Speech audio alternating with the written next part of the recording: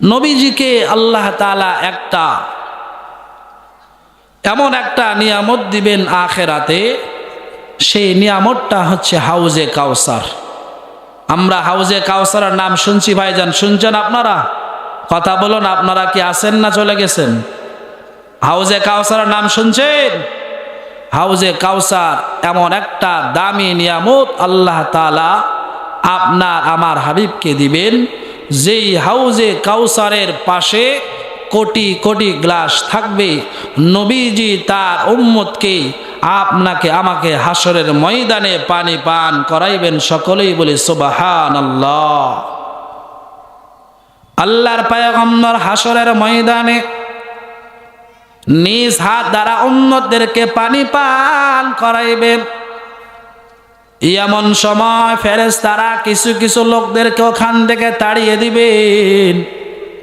আল্লাহর পয়গম্বর বলবেন, এ ফেরেশতারা, তারা তো আমার উম্মত, কিসের কারণে তোমরা আমার উম্মতদেরকে তাড়িয়ে দাও? ফেরেশতারা ডাক দিয়ে বলবেন, ও পয়গম্বর, এরা আপনার উম্মত নয়। বলে, কেন কেন আমার উম্মত নয়? ফেরেশতারা বলবে, দুনিয়ার জমিনে আপনি পরলোক গমন হওয়ার পর, আপনি পরলোক গমন করার পর দুনিয়ার জমিনে এই সমস্ত লোকগুলো দুনিয়ার জমিনে বেদাত সৃষ্টি করেছিল, নব আবিষ্কার শুরু করেছিল, যার কারণে আল্লাহ তাআলা এদেরকে পছন্দ করেন না।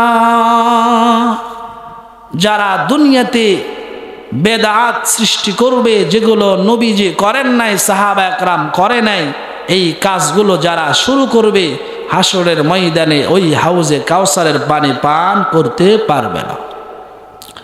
এজন্য রাসূল সাল্লাল্লাহু আলাইহি ওয়াসাল্লামের সুন্নতের উপরই আমাদেরকে চলতে হবে। চলবো তো ইনশাআল্লাহ? রাসূলের সুন্নতের উপরই আমাদেরকে চলতে হবে।